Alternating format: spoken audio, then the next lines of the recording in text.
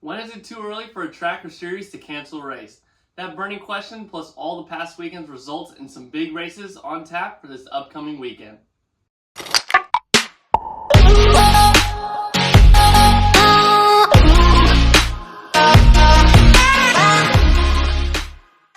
Hey, it's Karpowicz and welcome to Microsprint Madness, where I get you all the info you need regarding microsprints. Last week's results, highlights, upcoming events, and interviews with drivers, promoters, and personalities in microsprint racing. This week, I'm posing the question of when is it too early or maybe too late for a track to cancel a race. I'll talk about it, plus I'll cover the results from this past weekend and look ahead to next weekend's schedule. Stick around until the end of the video and I'll give you all the info on how to view the best microsprint racing action from across the country. The big question in today's video is when should a track or series cancel an upcoming event? Late last week, the Kunz Challenge Series announced that this week's event at Texas Motor Speedway was being canceled due to an unfavorable forecast. While that may be the right call, I'm interested to know your take on cancellations. Is it best to cancel early so teams don't have to travel and ring up unnecessary expenses, or is it better for the promoter to wait it out and see what happens? With fuel costs what they are, it definitely helps some teams who are on a budget. But if you've been to an event like KKM, you've seen the NASCAR World Outlaw size haulers in the pit area, so obviously money is less of an issue for larger teams. As a Texas resident, I've seen an 80% chance of rain become a sunny, pleasant evening, while other times an unforecasted Texas frog strangler shoots up and leaves everyone stuck in the mud. Only time will tell on these type of events and cancellations, but let me know your opinion in the comments. On to the results from this past weekend. With more tracks opening as we get into spring, there's plenty of action at tracks around the country. Starting out east, the Clyde Memorial Speedway in Schaefferstown, Pennsylvania held their season opener.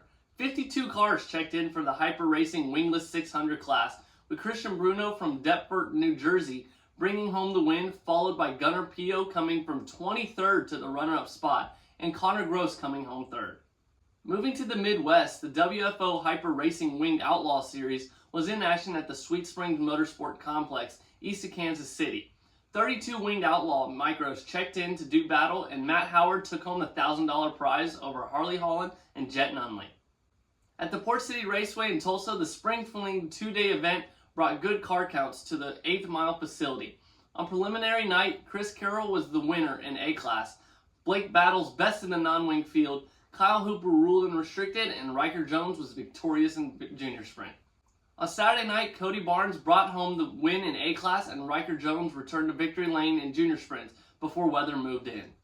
Two tracks were in action in Texas on Saturday night. Gulf Coast Speedway in Alvin, Texas held the annual Leroy Struthers Memorial. Maverick Elkins beat Isaiah Garcia and Weldon Buford to the checkered in a 50-lap non-wing main event. Reggie Threlkeld returned to victory lane in turf tire. Ty Fulgrim brought home the win in restricted, and Carolyn Sanders got the victory in junior sprints. In North Texas, RPM Speedway in Crandall welcomed the return of microsprints to the quarter-mile facility, with winged A-Class in action. Sprint car ace Justin Zimmerman took home the victory, with Brady Ross runner-up and Jacob Ewing coming home third. A fairly full micro schedule is on tap at RPM this summer. Really excited for the return of micros to this incredibly nice facility. Out west in California, Plaza Park Raceway and the opener for Delta Speedway both fell victim to heavy rains, but the Lemoore Jet Bull was able to get their Saturday night show in.